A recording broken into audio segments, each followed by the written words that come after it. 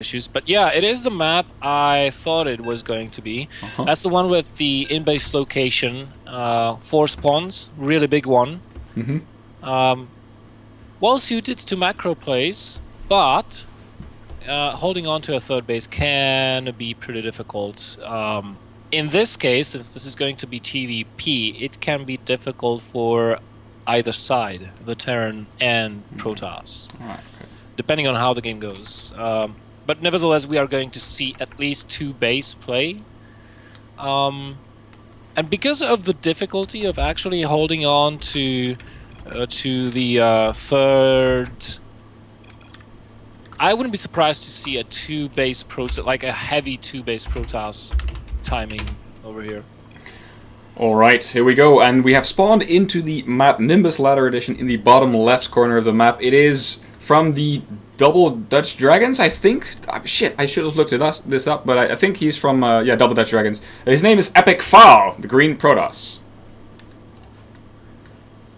And in the lower right portion of... Damn it, with the grubby face. It's Weiman, the DSCL caster playing the blue Terran. Hey, wait. Okay, so maybe gSub is like grubby subscriber? I don't know.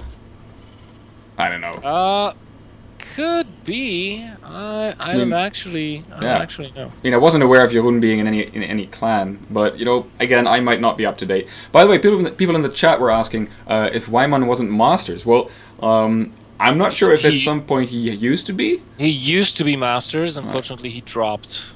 Right. Yeah, he did. And the criterion that we ask is that right now, when you sign up for Bootcamp, you are not ranked higher than Diamond. But also, in the past 2 seasons, so the first 2 seasons of 2014, you can also not be ranked higher than Diamond. And Jeroen actually was unranked for those seasons, so he hadn't played at all. Yeah. So Weiman actually does meet the criteria for participating in Bootcamp. And let's see what he can do. He is the first Terran that we're casting today against another Protoss. And looking forward again to this cast. The Protoss is actually scouting Jeroen right away, so that is cool. He has scouted, still continuing his scouting pattern, but my guess is that, yep, there we go, he turns around, sends his probe back in to see what's going on.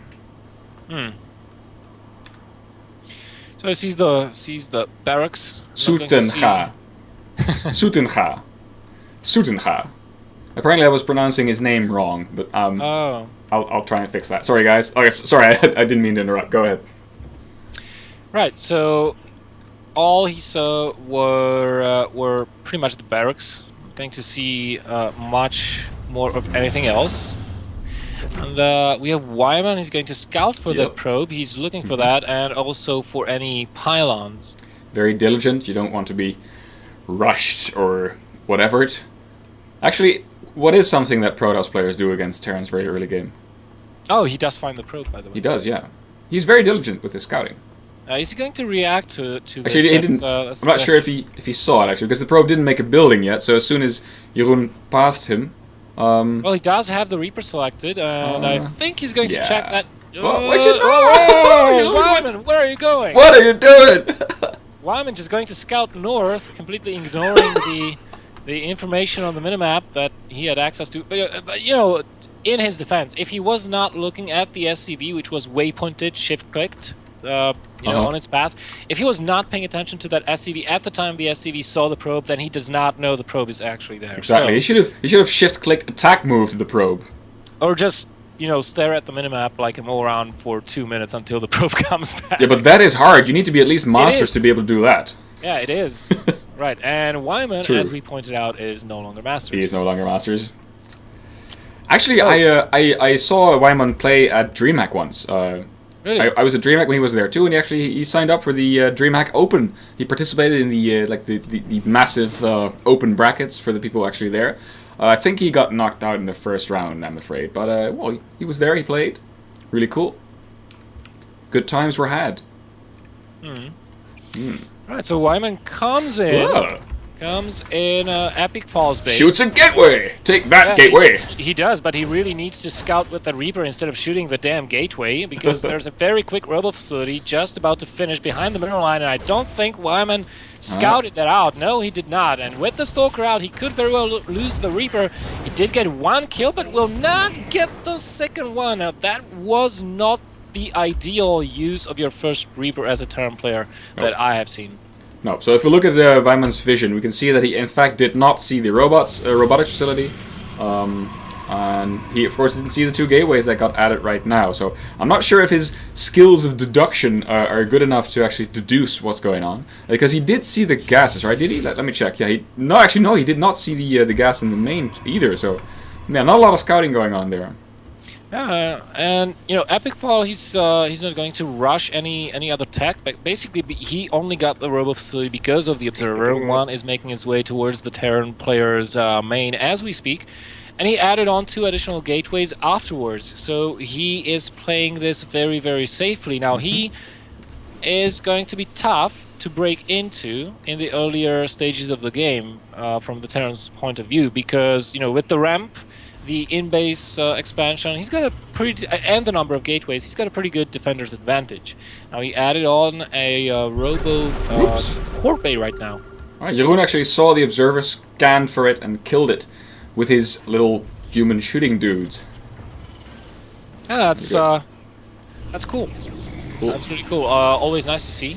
Now, because Epikfaal is probably going to go quickly into Colossi, he does not want to sacrifice Robo facilities production time to build very many other observers. He does have 1 on the map right now. He lost 1. That's the second one. Just popped out. There's the third one that just now popped up. Well, that's the second one, actually. Yeah, but third one this game. He lost 1. Oh, actually, of course, yeah, this game, definitely, yeah. So he's going to have 2 observers out, and then he probably will not be producing observers for quite a bit of time. Now, on this map, having only 2 observers out is not entirely adequate because of the danger of being dropped from the north side in your natural base. Right. Dropped from above. Yeah, drop from above. This is the space that Epikfaal will not be able to cover for until he makes a switch to Templar. So yeah, for them feedbacks on the medevacs. Yeah. Alright, so see, 2 observers. Actually, he has only 2, and they're very close to each other. But fortunately, of course, Epikfaal has this this very ancient probe, one of his earliest probes, still out on his fact-finding mission in this corner of Nimbus. Oh, actually, these 2 observers do a lot of work right now. They see all the Marines and the medevacs move out.